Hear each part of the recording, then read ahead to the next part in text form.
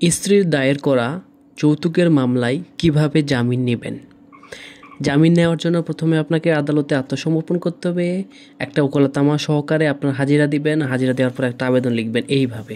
শুরুতে থাকবে মোকামের নাম, বিজ্ঞ আমলি আদালত ১, কেরানীগঞ্জ, ঢাকা। আমরা একটা কাল্পনিক নাম ব্যবহার করছি। মোকদ্দমা নাম্বার CR 5325 কেরানীগঞ্জ। ধারা থাকবে 2018 সালের যৌতুক নিরোধ আইনের 3 ধারা।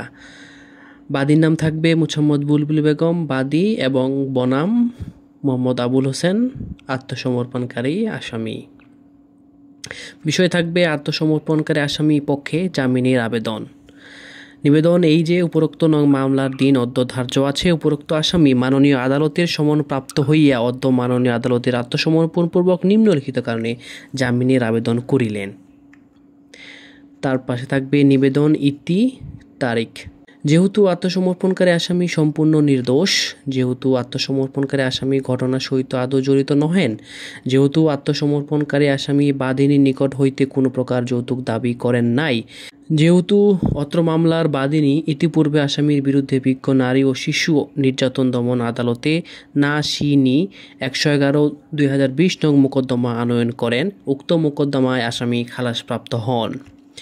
যেহেতু বাদিনী নিজের ইচ্ছায় চলাফেরা করায়, উচ্ছৃঙ্খল জীবনযাপন করায় আসামি বাদিনীকে গত 1/10/2024 খ্রিস্টাব্দ তারিখে তালাক প্রদান করেন এবং তালাকের নোটিশ সংশ্লিষ্ট চেয়ারম্যান ও বাদিনীকে 20/1/2024 খ্রিস্টাব্দ তারিখে ডাকযোগে প্রদান করেন এবং বাদিনী তালাকের ইচ্ছাকৃতভাবে গ্রহণ না করিয়া গত তারিখে অত্র মামলা আনয়ন করেন। যেহেতু আসামি বাদিনীকে তালাক প্রদানের পর বাদিনী মিথ্যা ঘটনার অবতারণা করিয়া অত্র মোকদ্দমা আনয়ন করেন, যেহেতু আত্মসমর্পণকারী আসামির স্থায়ী বাড়িঘর ও উপযুক্ত জিম্মাদার আছে, জামিনে মুক্তি পাইলে পলাতক হইবে না, যেহেতু অন্যান্য হেতুবাদ শুনানিকালে বাচনিক নিবেদিত হইবে, বিধায় প্রার্থনা যে মাননীয় আদালত ন্যায় বিচারের স্বার্থে আত্মসমর্পণকারী আসামিকে জামিনে মুক্তির আদেশ দানে সুবিচার করিতে মর্জি হয়। নিবেদন ইতি তারিখ থাকবে আর কি।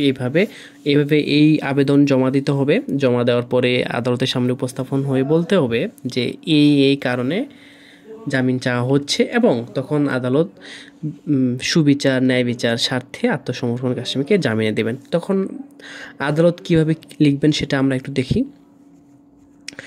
আদালত লিখবেন ফর্ম নাম্বার এত, সুপ্রিম কোর্টের ফর্ম নাম্বার এত, ম্যাজিস্ট্রেট রেকর্ডের জন্য আদেশনামা একটা থাকবে, জেলার নাম, আসীন থাকবেন যিনি বিচারক থাকবেন তার নাম, তার কোর্টের নাম, মামলা নম্বর, বাদীর নম্বর এবং বিবাদী নম্বর থাকবে এখানে। তারপর পাশে থাকবে আদেশ নম্বর, ক্রমিক নাম্বার, তারিখ, আদেশ, স্বাক্ষর থাকবে এবং আদেশটা আমরা দেখি। অদ্য সমন ফেরতের জন্য দিন ধার্য আছে। আসামি মোট 1 জন। সমন জারির রিপোর্ট পাওয়া গেল। বাদী হাজির। আসামি আত্মসমর্পণপূর্বক জামিনের প্রার্থনা করেছেন এবং নতুন একখানা ওকালতনামা দাখিল করেন। দেখিলাম আসামি পক্ষে বিজ্ঞ আইনজীবীর নিবেদন করেন যে আসামি সম্পূর্ণ নির্দোষ। আসামি নালিশকারীর নিকট যৌতুক দাবি করেন নাই বা মারদাং করেন নাই। নালিশকারী ইতিপূর্বে আসামির বিরুদ্ধে বিজ্ঞ নারী ও শিশু নির্যাতন দমন ট্রাইব্যুনালে 123/21 মামলা দায়ের করলে উহাতে আসামি খালাসপ্রাপ্ত হন। নালিশকারী নিজের ইচ্ছামতো চলাফেরা করায় আসামি নালিশকারীকে 1/10/2024 খ্রিস্টাব্দ তারিখ তালাক প্রদান করেন এবং তালাকের নোটিশ নালিশকারী ও সংশ্লিষ্ট চেয়ারম্যানকে 20/10/2024 খ্রিস্টাব্দ তারিখ ডাকযোগে প্রেরণ করেন।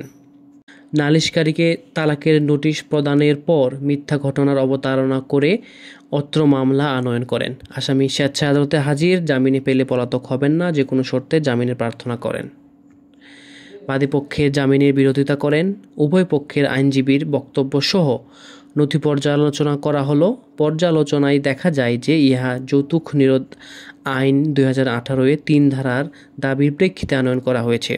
আসামি আপোস করিয়া ঘর সংসার করিবেন এবং সার্বিক বিবেচনায় আসামিকে আগামী ধার্য তারিখ পর্যন্ত স্থানে একজন গণ্যমান্য ব্যক্তি নিয়োজিত এবং নিয়োজিত বিজ্ঞ কৌশলীর জিম্মায় 500 টাকা বন্ডে জামিন মঞ্জুর করা হলো।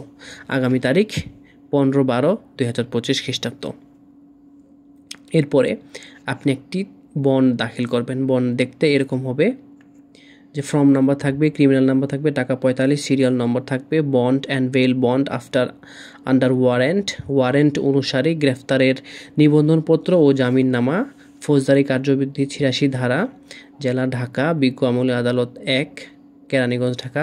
এটা আদালতের নাম, মোকামের নাম, মোকদ্দমা নাম্বার থাকবে, নাম থাকবে, বাদীর নাম, অপরাধ কী কারণে এই ওয়ারেন্ট, এই বেল বন্ড 2018 সালে যৌতুক নিরোধ আইনের 3 ধারা অনুসারে বিজ্ঞ আমলে আদালত 1, কেরানীগঞ্জ ঢাকা আনিত হওয়ায় এত দ্বারা অঙ্গীকার করিতেছি যে আমি বা আমরা উক্ত অভিযোগের জবাব দেওয়ানাথে আগামী খ্রিস্টাব্দ ধার্য তারিখ বা তার পরবর্তী ধার্য তারিখে আদালতে উপস্থিত হইব এবং আদালত কর্তৃক অনুরূপ আদেশ না হওয়া পর্যন্ত উপস্থিত থাকিব এবং অঙ্গীকার করতেছি যে ইহাতে আমি ত্রুটি করিলে মহামান্য বাংলাদেশ সরকারকে 500 টাকা জরিমানা দিতে বাধ্য হইলাম। তারিখ থাকবে, গৃহীত হইল, এটা একটা সিল হবে, সিলটা হয় আমরা একটু দিয়ে তৈরি করে দিয়েছি। তো এরকম বেল বন্ড আদালতকে দিতে হবে, যে 500 টাকা বেল বন্ড। তারপরে আদালত লিখবে যে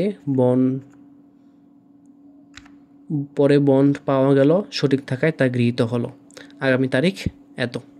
তো এইভাবেই জামিন পাওয়া যাবে।